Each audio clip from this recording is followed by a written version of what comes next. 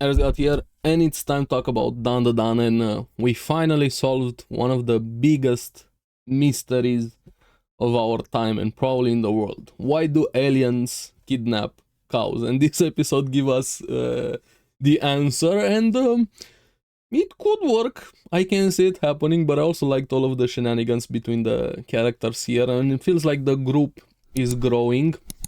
And by the way, the episode ended here. Okaron is gonna have some competition for Momo, but anyway, let's get into this episode. I do wanna get into this episode, guys, but I don't know. I suddenly feel a bit sick. I think it's my stomach or something. I don't know. I think I should visit the nurse office, especially this nurse here, Queen. I don't know. I have an unexplained attraction to go there suddenly. Why? She's a dummy mommy. That's why. God damn! I need to spend some time in the nurse office there. She's very much against bullying, even though she is a dominatrix. Apparently, she even had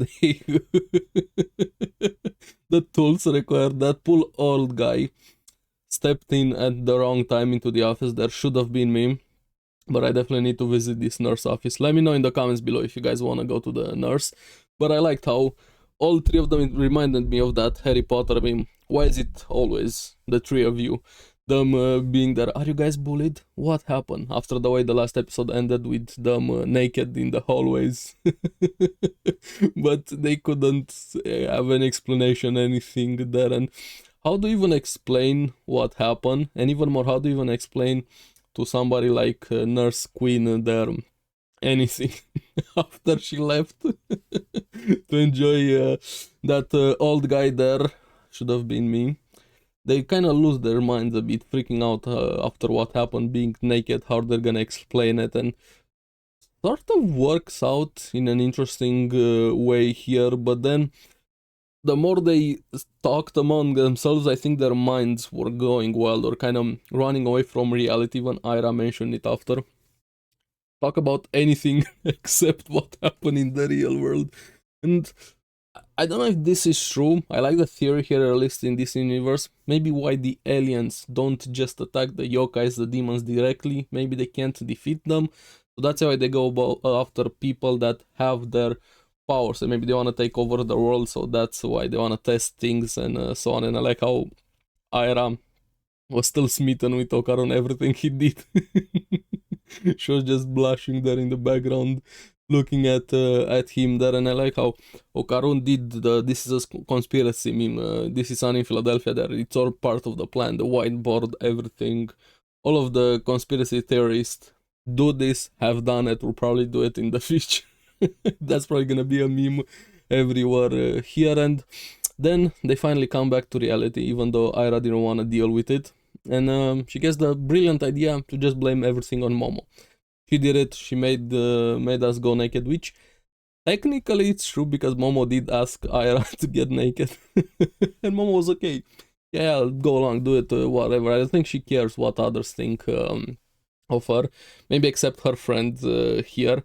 And Okaron doesn't want to do it, of course, he doesn't want to put the blame on her. Ira is fine with it, at least during that scene, and I'm really liking Ira getting a lot of development here, kind of changing a bit. She's still a dork, like all of them are dorks, there's no discussing that all of them are complete dorks here, but after Ira leaves, finally Momo and Okaron have the conversation, what happened between Okarun and Ira. He finally tells her the truth and even admits he was working out to impress her, for him to be cool. And here he was blushing quite a lot and even saying, I want you to think that I'm a cool guy. And she starts teasing him, even though towards the end she kind of lost also. The more shy he was getting, the more shy she was also getting at the same time. And the looks they were sharing between each other, like, if they don't end up together, this series is a failure. Like, come on, that has to happen at some point in the future here.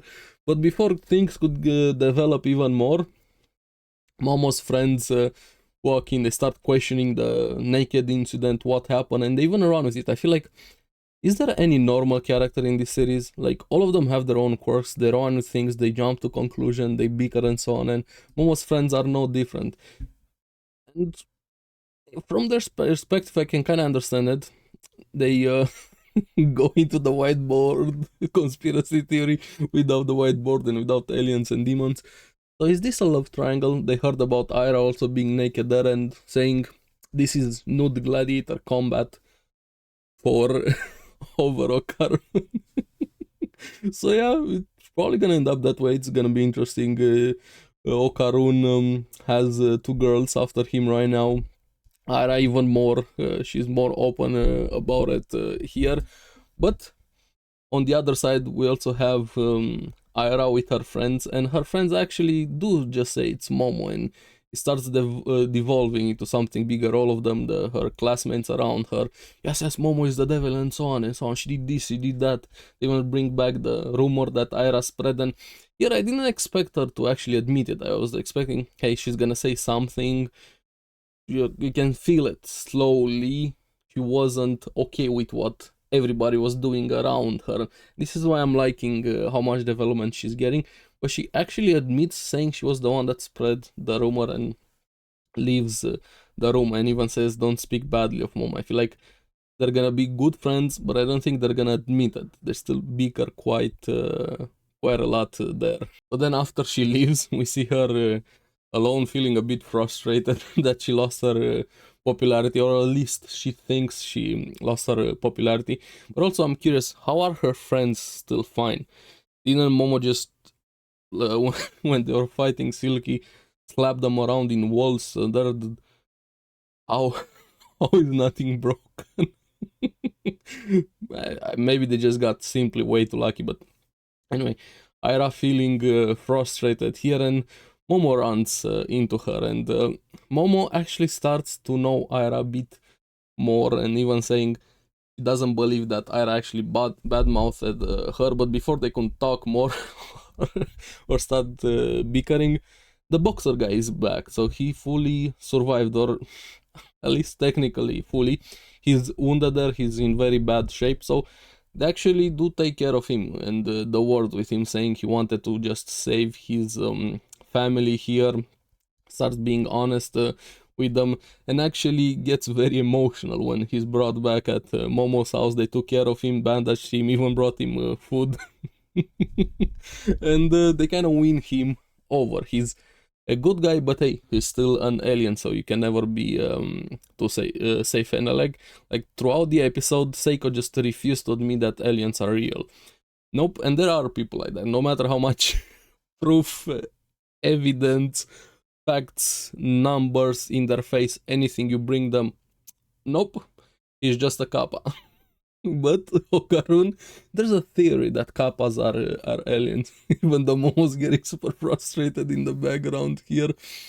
So he finally tells them his life story here, why he took the job, wanting to save his family. Here he got very emotional. Even though they started sharing food on him, he kept eating, even though according to him the food was awful. All of them start fighting.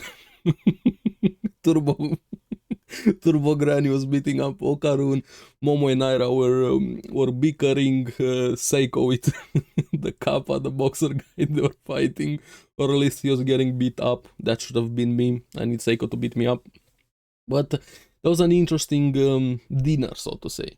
But after this, he reveals that his son is sick. He needs money for treatment, even though he was talking a bit weird, like some of his words are kind of mixing with his own language and weren't fully properly translated or something. It just says he needs currency or money, and even reveals that his wife died and he's fully demoralized. And like how good-hearted and willing to help and even sacrifice everything Okarun is.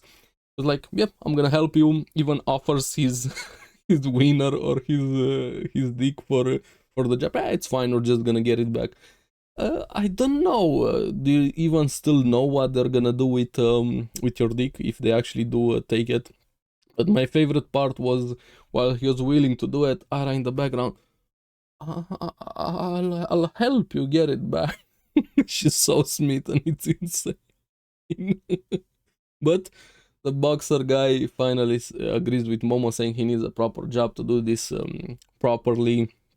and says even thanks to Ken Takakura actually uses Okarun full's name and Momo still loses. She still has the same reaction, falls down, kind of like the low pixel we had when they're fighting there. But thanks to Seiko, she figures out that his blood stinks, and apparently his blood is white, and kind of reminded her of a rag with milk into it and the smell. And it's revealed that his blood and alien's blood, or at least his species, is milk or very close to milk, and actually gives him milk, and even says she's gonna get him a cow so he can take care of his family and everything is gonna be fine. He actually lives in the flying saucer. And that looks really, really cool there, and saying he's gonna help them and so on. We're probably gonna see them in the future. I really hope. I have a lot of questions about the world, the universe. Is that theory that Okarun had with demons and yokais protecting the Earth from aliens? What exactly do the aliens want, and so on, beyond the power and their winner here? But also very important question: do they want the winner for the sperm, so a sperm can be a good substitute for milk? These are the important questions that we need to answer and ask. But anyway, finally get the answer why aliens kidnap cows, so it's for the milk. Here the mystery has been solved, and even though Seiko still, a flying saucer flies in her face, flies away. Well, no, aliens still aren't real.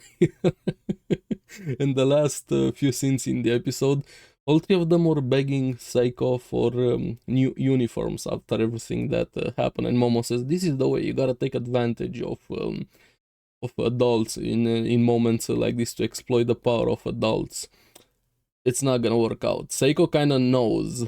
Momo quite a lot says, "I'm gonna buy for Aira. I'm gonna buy for Okarun, but not for you. I don't like your eyes. I see what you're trying to exploit." And asks her to make an impersonation of Hiroshi Abe. She refuses at first, but she gives in towards the end and starts doing it even when somebody was knocking at the door. And it's this new character. We just saw him in the opening there, but I think this is his first appearance, Gigi, and he's Momo's childhood friend and apparently her first love. So yes, this is beyond the love triangle right now, so it's gonna be really interesting where this is gonna go. So Okarun is finally gonna have some competition, not just Momo having competition with Aira. So there's four right now.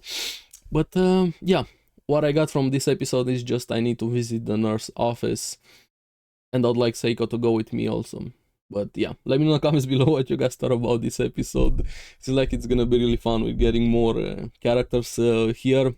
The shenanigans continue, and remember to like and subscribe, helps me quite a lot, and you guys get the latest videos on the series that I follow. So keep enjoying Dandadan. I'm gonna see you again on the next one, and enjoy your milk, I guess. Bye bye.